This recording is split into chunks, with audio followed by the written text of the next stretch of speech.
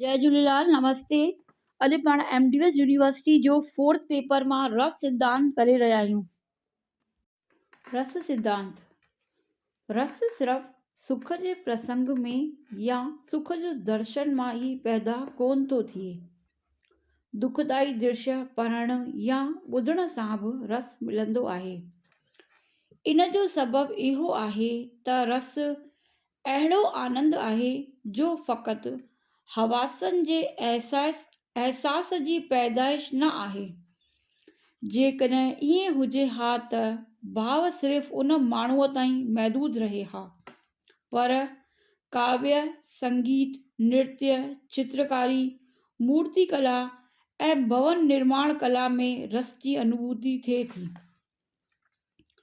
अगरि इंसान जे जीवन में बि रस न हुजे त जीवन निराश थी पवे।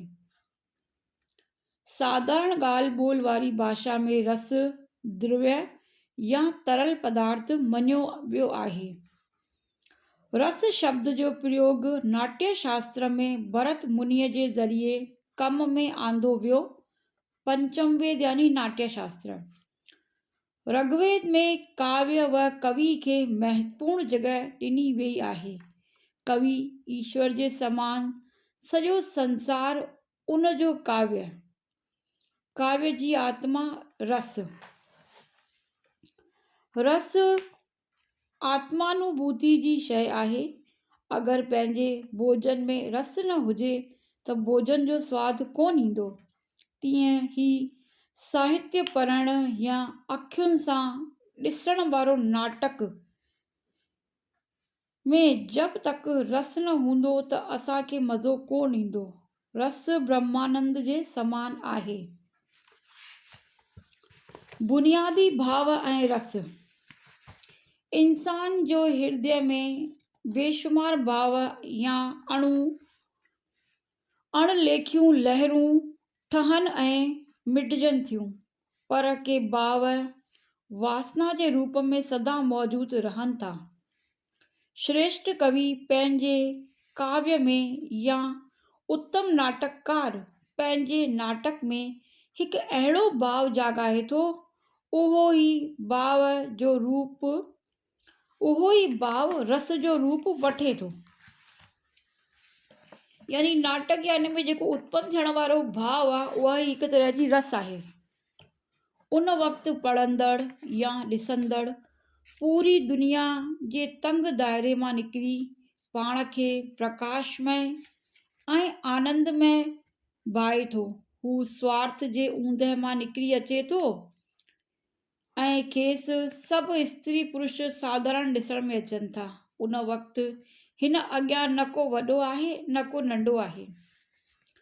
काव्य में साधारणीकरण जी अहिड़ी शक्ति आहे। काव्य में साधारणीकरण जी शक्ति आहे। जेको भाव असांजे हृदय में सदाई रहनि था तिन खे स्थाई या बुनियादी भाव चइबो आहे।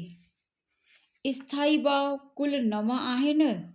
प्रेम, हसी, खुशी, शोक, क्रोध, उत्साह, आश्चर्य, घृणा, वैराग्य। कुछ विद्वानों ने वात्सल्य यानी ॿारनि लाइ प्रेम, ईश्वर प्रति प्रेम खे भक्ति भाव खे बि स्थाई भाव मञियो आहे। विभाव यानी कारण। चयो वियो आहे असांजे मन में विद्यमान भाव जंहिंखे ॾिसी जंहिंजे कारण जागृत थियनि था उनखे विभाव चयो वियो आहे।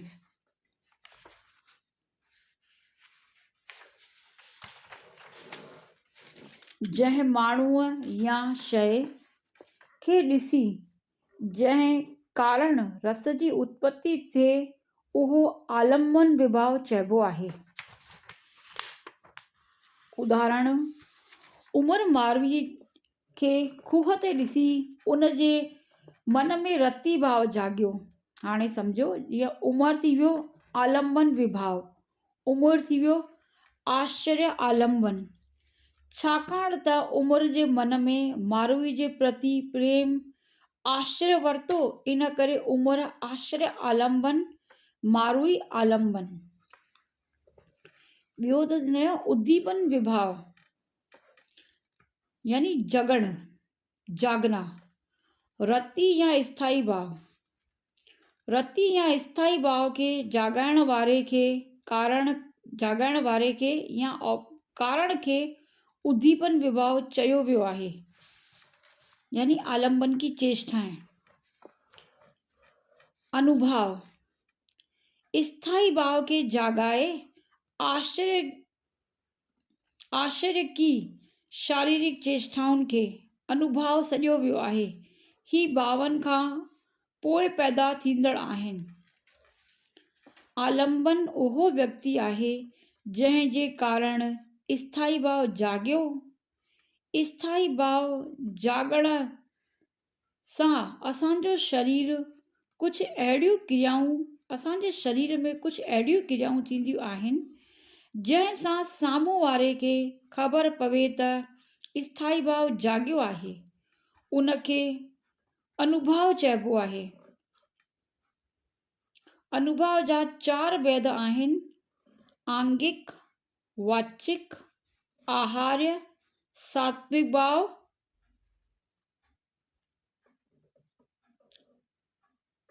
आंगिक, वाचिक, आहार्य, सात्विक भाव। ऐं सात्विक भावनि जी संख्या 8 थींदी आहे, जंहिंमें स्तंभ, स्वेद, रोमांच, अश्रु, स्वरभंग, वमन, कंपन, प्रलाप, बुनियादी भावनि ऐं विभाव ऐं अनुभव जे बयान खां पोइ असीं संचारी भाव ते अचूं था। संचारी भाव पाणीअ जी बुलबुलनि वांगुरु इहे संचारी भाव स्थाई भावनि खे पूरी रीति जगाइण में सहायक थियनि था। इन्हनि मां कॾहिं को भाव थोरी देरि लाइ अचे थो ऐं गुम थी वञे थो, ऐं इहे संख्या में कुल 33 आहिनि। हक़ीक़त में इन्हनि मां असांखे स्थाई भाव जे विकास जो पतो पवे थो। प्रेम भाव में शंका, हर्ष, चंचलता,